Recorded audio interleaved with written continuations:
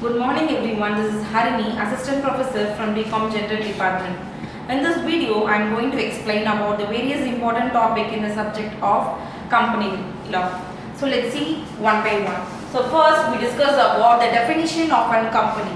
So first one is, according to the Companies Act 2013, a company means a company incorporated under this act or by under any previous company law. Next we see the meaning of a company. A company is an artificial personnel created by law separate from its owner with the purpose of conducting business and sharing the profit and loss. So let's discuss about the characteristics of a company. The first one is incorporated association, second one legal entity separate from its member, third one is artificial personnel, and third limited liability, separate property and transferability of shares, perpetual succession, common seal, and last one is voluntary association. So next we discuss about the stages in the company formation. So there are four distinguished stages in the company formation. So let's first see about the company formation. So company formation is a process of legally incorporating the business to establish it as a separate entity. So first stage is promotion stage, second one is incorporated stage, third one capitalizing stage, and last one is commencement of a business stage. So next we look into the classification of a company. The company is classified into the six distinguished process. The first one is incorporation, second one is liability, third one control, fourth one transferability of shares, fourth one domestic and foreign company, and fifth one man company and family company, and last one is company not foreign profit. So next one is memorandum of association. So MOA is the document which is more essential document for a company. So let's see the meaning. So first one is the company must maintain a MOA document compulsorily. It is a fundamental document for a company, acting it as a charter and defining its relationship with the outside world. It outlines the company process, powers and limitation, essentially setting the boundaries of its operations. So MOAs actually contains of 4 or 5 objectives mainly. The first one is name of a company, second one address of registered head office, third one company structure of a capital, next one is the objective of a company, next scope of its operation, next one limited by its member. Next let's see the AOA document. So AOA document is also equal as an MOA document. So let's see the meaning. Article of Association is a key document that outlines the internal rules and regulation governing a company's operations and managements. Essentially, it is a rule book for the how company functions internally, detailing procedures for thinking like director appointments, share, insurance, and decision making. In similar terms, it defines or it specifies the content of a company's of a business, and it's a document of a prominent significance for a company. So next one is prospectus. So prospectus is a document issued by a company to sell its shares. It contains the information about the company's operations and financial process of issuing the shares. So main objectives of the prospectus is to help the investors to inform decisions before investing.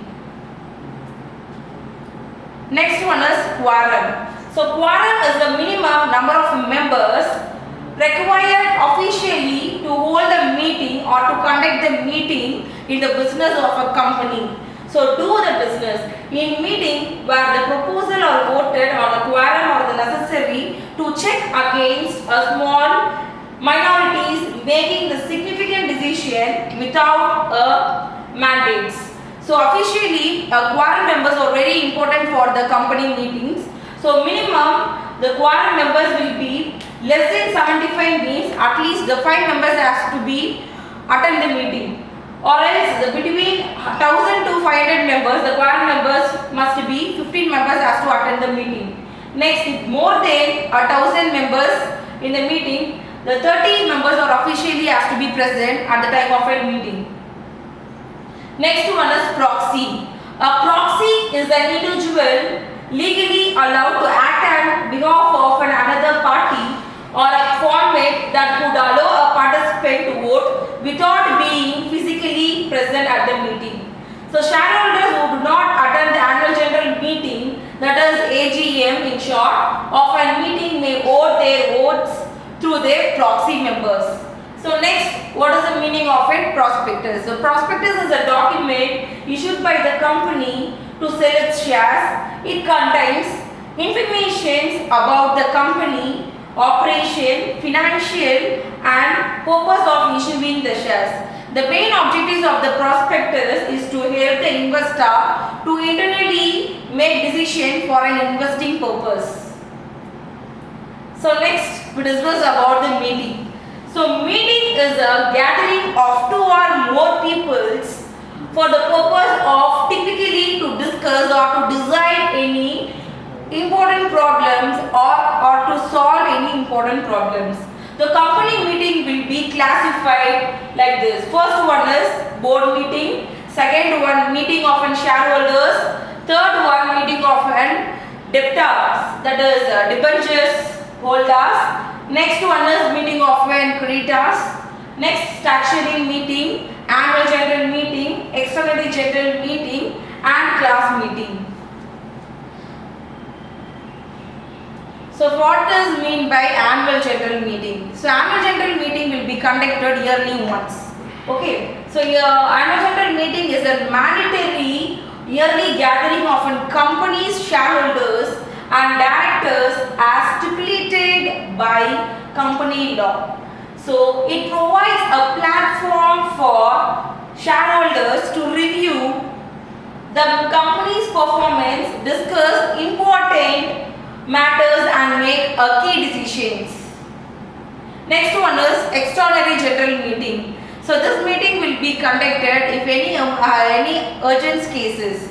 So an extraordinary general meeting is a gathering of a company shareholders that is called to be discussed and what important matters that requires their approval outside for the regular annual general meeting schedule.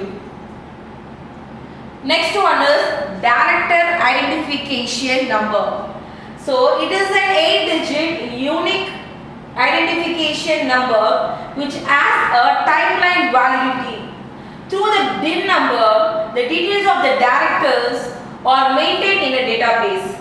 In DIN number, the specific person ID can be created, and it means if he is a director in between 2 or more companies also, he can maintain the same DIN numbers. So he has obtained only one DIN number that he can carry out for that another company. So next one is winding up of a company. So winding up refers to a ending of operation of a business by settling the debts, the liquidation of an assets and distributing the remaining proceeds to the shareholders of a partnership or a corporations. So modes of winding up. There are 2 types of winding up process. The first one is compulsory winding up by the tribunal. So next one is winding up by initiated to the resolution of a company in general meeting. So it can be classified again by 2 subclassification. So it is member voluntary winding up, creditors voluntary winding up. So director. Director is a person appointed by the board of a company tasked with managing and overseeing the company's affairs. They are essentially in making the decision and governing the body of a company. The responsible and strategy, policy and overall the decisions are made by the directors. The directors are made interested and they are responsible for the company's activity and they are the responsible person for the entire company's activities. So managing directors. The managing directors plays a significant role in a company management or in responsible for its explanation and profitable growth and innovation. They are the senior level managers in a company looking at its day-to-day operations. So they oversees the functioning and performance of independent employees and also how the employees are working in the department will be all be overseen by a managing directors. So next, legal position of a director. So director act as an agent. So director may be described as an agent of a company where the direct contact into a name and on behalf of the company. It is a company which is liable on it and not a directors. So next one, director act as a trustworthy. As the director is an employee of the company, he must be a trustworthy to the company. Next one, director act as an employee of a company. As the director is one of an employee, must absolutely do its works and responsibility and the duty has to be behind upon their business only. So next one is powers of an directors. So general powers, inspect the book of an account of a company, issue notice of the company's meeting, receive their remunerations, attend the meeting of the company board of directors, and special powers are issue debentures, invest funds the company, make loan on behalf of the company. Thank you.